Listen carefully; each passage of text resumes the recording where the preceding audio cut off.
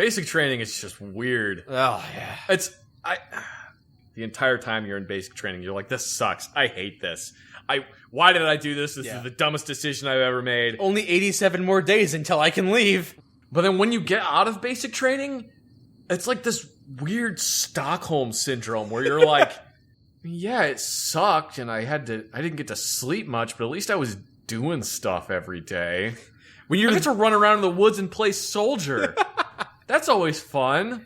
When you're there, you think, this sucks. I hate everything about this. I hate being yelled at. I hate being tired all the time. I'm sore. I hate my life. And then you get out and you look back wistfully. I had 3 meals a day. I got paid to exercise. Yeah. I was in the best shape of my life when people were telling me what to do. I never had to think for myself. Everything was so easy. You don't remember all the bad parts. Drill Sergeant, can I use the restroom? I'd like permission to use the restroom. Oh, God, I forgot about that. Ugh. I have to defecate now. Please let me use the restroom. I got yelled at once because I accidentally called it the bathroom. Yes. You can't call things what they are. That's not a flashlight. That's a moonbeam. Oh, we just called them flashlights. Those aren't sneakers. Those are go-fasters. Literally. They made you do that? That's ridiculous. You didn't? No. We just called it a damn flashlight. You call the sneakers a flashlight? They called them running shoes. Called sneakers running shoes. They're go-fasters. You use them when you're running. Yeah, they make you go faster. One of the people showed up in formation wearing their running shoes instead of their boots. No explanation why. They just had put on their running shoes instead of putting on their boots. Yeah. Drill sergeant was like, the fuck you wearing your running shoes for? Put these ones on, drill sergeant. Oh, you just put those ones on. Are you running places? No, drill sergeant. Oh, well, I guess you're fucking running places now. Now you're going to be running everywhere. So he had to run everywhere. Oh, no, yeah. For the entire day, they made him run everywhere because he had worn his running shoes. Mm-hmm. So clearly, he wanted to run. People in the military have some creative punishments at times. Did you ever see anybody have to mop up rain? No, we had to pick leaves out of rocks and other stupid things. Oh, man. We had someone that got yelled at so much that the drill sergeant made them go outside and mop rain.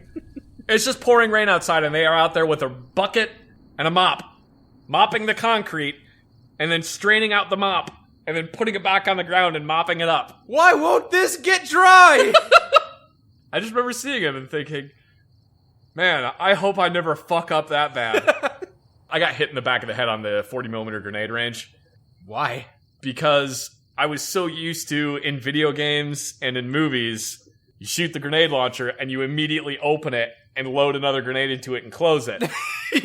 So on the grenade range, I shot the grenade launcher and opened it, and the empty shell casing fell out. And I felt a sharp pain in the back of my head because the drill sergeant had smacked the back of my head and went, what the fuck did you do that for? Who told you to open the grenade launcher? And I said, nobody, drill sergeant, it was just a reflex. And he's like, what is this, your dad's hunting shotgun? And I said, no, drill sergeant, it's a 40mm grenade launcher. And he goes, don't fucking open it unless I tell you to. I said, Roger, drill sergeant. And that was the end of that conversation. So, was he mad that you had done it before he had given the order, or were you not supposed to do that? He was mad that I had done it before he had given the order. Okay. It was me doing something that I wasn't supposed to do. Because you were too familiar with guns. Yes. In my adolescence, I was at a relative's house, relatively unsupervised, and I went into the parents' bedroom, poking around for things I shouldn't find. And I found an adult VHS tape. My pubescent heart skipped for joy, because I had found this treasure. And I wanted it, but I knew I couldn't steal it. It's not for me. They'd know it was missing. Of course they will. However, my mother had 2 VCRs to record shows at different times. So I took the 2 VCRs, hooked them together, put the adult tape in one VCR, and put a blank VHS tape in the other one, and recorded one onto the other. So I made a very early pirated copy of this adult film. I returned the original film to its rightful place, and I had my newfound treasure. You accidentally recorded it onto the porn tape, didn't you? No. I kept that thing for several years. I don't know where it eventually ended up. Could be in a Thomas the Tank Engine sleeve in some yard sale. Who knows? It's a blank VHS tape. Bobby, I want to watch Thomas the Tank Engine. All right, fine. We'll buy you this VHS tape. Yeah. Mommy, what is that woman doing? Considering that back in these days, the only porn I was able to access was Blurred Spice Channel and the late night Girls Gone Wild commercials on MTV. Oh, jeez. Those were the closest thing I could see to a naked woman. Just spanking it to commercials. Yeah, so having this was a nice change of pace. And yeah, I'm older now. It's not something I think about very often. But my mind drifted back to that the other day. My mind said, "Hey, Mike, remember that pornographic tape you found as a child?" Yes, brain, I remember. What a joy that was. Do you remember the woman? Yeah, she was a middle-aged woman, old enough to be my mother, but still very attractive. Hey, do you remember the male lead? I remember the male lead. Take any generic dime store novel and take the cowboy hat wearing, plaid shirt man. Fabio. Put him in the movie. Yes, I remember that. That was pretty funny looking back. Remember that part in the movie where the woman was crawling on her hands and knees up to the mat? Yes, I do. Wait a second. And I put two and two together. That wasn't just any pornographic tape. That was softcore BDSM. And I never really thought too hard about it. But at that moment I asked myself, do you think that colored my early perception of sex? And the answer is yes. Yes, I think that's the case.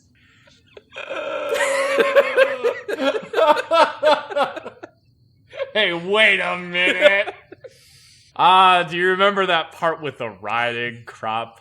Yeah. Oh, the riding crop. The places it went, wait a minute. That collar is, And I had to think even harder, because I remember my first girlfriend was into this kind of thing, but she was embarrassed to tell me about it. I remember the night she told me, she said, "Yeah, I'm into this kind of thing," and she was very hesitant because she didn't know how I would react.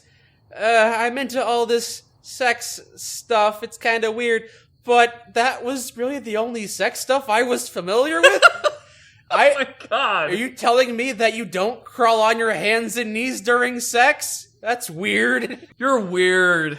Yeah, of course you want me to choke you. Why wouldn't you? It's not sex if you can breathe. God damn it. That's how Mike got into BDSM. You don't realize how deep you are until you're buying a full body harness for your door. Oh my god. I did find a magazine in a forest once. And it was just your standard run-of-the-mill, like, Playboy magazine, and I was like, oh, this is different. Yeah, Playboy magazines are good to stumble across. I stumbled across a Hustler, and when you're a kid, that's too much. I think I did find one of those once, and I was just like, oh, that's not where licorice goes! Ew! Burn it, no! I remember being a young pubescent boy and finding the Victoria's Secret catalog. Yeah, it's step down from Playboy, but you make do. Hey, you make do with what you have. It's like softcore pornography delivered straight to your house by Sears. Pretty. I won't say that I didn't use a Sears catalog. Of course, your standards are a lot different when you don't have access to women. When you grew up in the 90s, you had to make do. Or the other one, oh, happy day. The day the Fredericks of Hollywood catalog came to the house. And those usually were unsolicited. They would just show up. I've never even heard of those. You know when you're driving through the seedy part of town and you see, like, the lingerie store? Yes. That's pretty much what Fredericks of Hollywood sells. Okay. They just sell stuff like that. They sell lingerie. And crotchless panties and bras that don't actually cover anything. Those are the best kinds of bras. I remember getting that catalog and just being like, This is the best thing I've ever seen in my life. I can die happy now. I can die happy now. I don't know why pubescent sex sounds like this. Because that's the voice of your penis talking to you. That is the voice of a pubescent penis. It's just nothing but pure unadulterated hormones floating through the body.